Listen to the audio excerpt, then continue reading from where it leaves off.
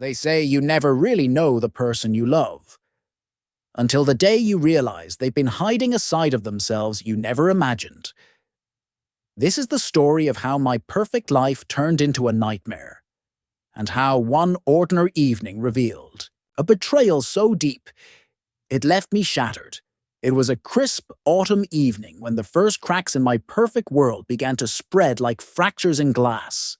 My wife Claire had claimed she was out with her friends, or so she said, leaving me alone with a bottle of wine and an old movie for company. We'd been married for 7 years, long enough to know each other's rhythms, habits, and the subtle tells that spoke louder than words. That night, something felt off. Her voice on the phone had been a little too bright, her laughter a little too forced, but I brushed it aside, telling myself not to overthink. When she walked through the door just after midnight, giggling like a teenager sneaking back after curfew, the uneasy feeling grew.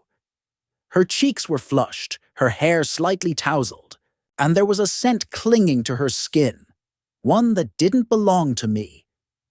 A musky, unfamiliar cologne. My stomach twisted, but I forced a smile, pretending nothing was amiss. Claire flopped onto the couch, kicking off her heels, her eyes dancing with a carefree energy I hadn't seen in a long time. "You're in a good mood," I said, setting down my glass, studying her closely. "Yeah, it was a great night," she replied, her voice high-pitched and almost giddy. "The girls and I had such a good time. Nothing crazy, just drinks and laughs." I nodded slowly, watching her. She avoided my gaze, her fingers clutching her phone like a lifeline. Suspicion crept in, cold and unwelcome. But I said nothing. Confrontation wasn't my style, not yet anyway. Instead, I decided to wait and watch. After all, trust was the foundation of our marriage, or so I had believed.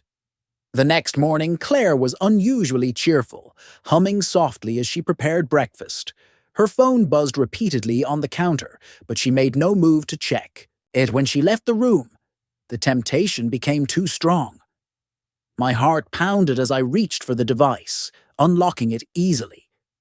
We knew each other's passcodes, one of those little signs of trust that now felt like a cruel joke. The messages hit me like a punch to the gut. "Last night was amazing, R.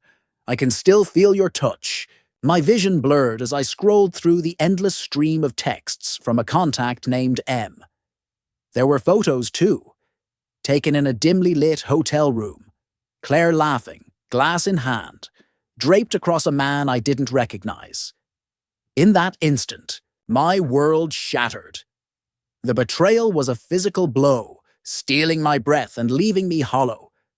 I placed the phone back with trembling hands, forcing myself to stay calm. Rage would come later. For now, I needed a plan. Claire returned to the kitchen moments later, oblivious to my discovery. She kissed me on the cheek and handed me a plate of eggs, her smile as radiant as ever. How could she do this? How could she pretend everything was fine after what she had done? Over the next few days, I became a ghost in my own home, silently gathering the pieces of her deceit. The one-night stand, as I soon learned, was anything but. It wasn't even a one-time occurrence. Claire and M had been meeting for months, stealing moments I thought were ours. Every kiss she gave me, every whispered "I love you," felt like a lie, but I didn't confront her. Not yet. Instead, I focused on gathering evidence, documenting everything. The texts, the photos, even the crumpled receipts she carelessly left in her purse. And as my plan began to take shape, a grim satisfaction settled over me. On the surface, I remained the same devoted husband. But the storm was coming, and when it hit, there would be no mercy. They say revenge is a dish best served cold. But what if I told you it tastes even sweeter when it's served with patience and precision? This is not just a story of betrayal.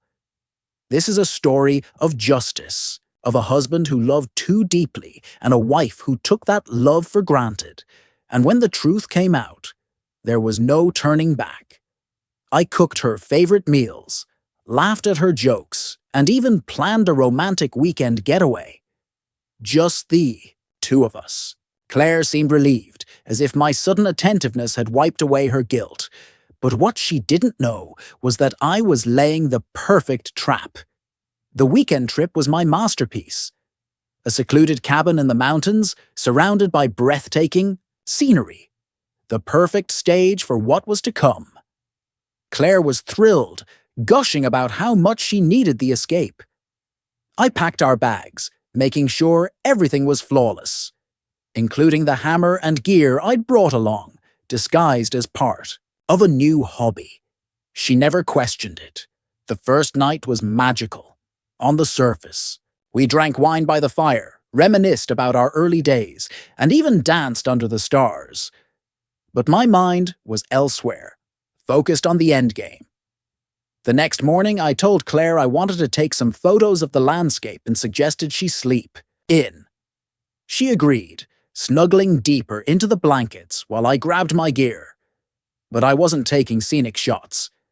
Instead, I set up cameras inside the cabin. Hidden, perfectly placed, capturing angles that would tell the story I needed. When Claire finally woke, I suggested a hike, claiming I'd found a beautiful trail nearby.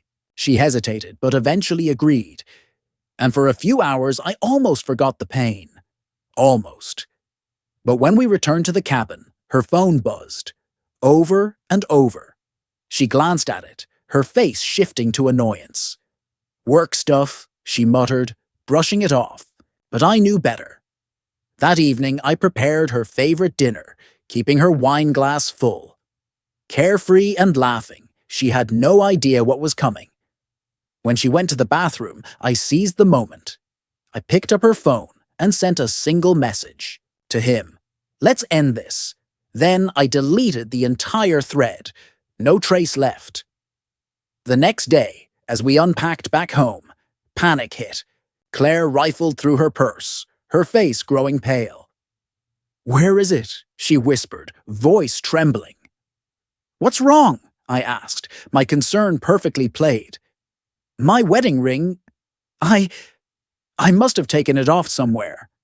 I hid it, of course. That ring, a symbol of our love, was now a weapon in my plan.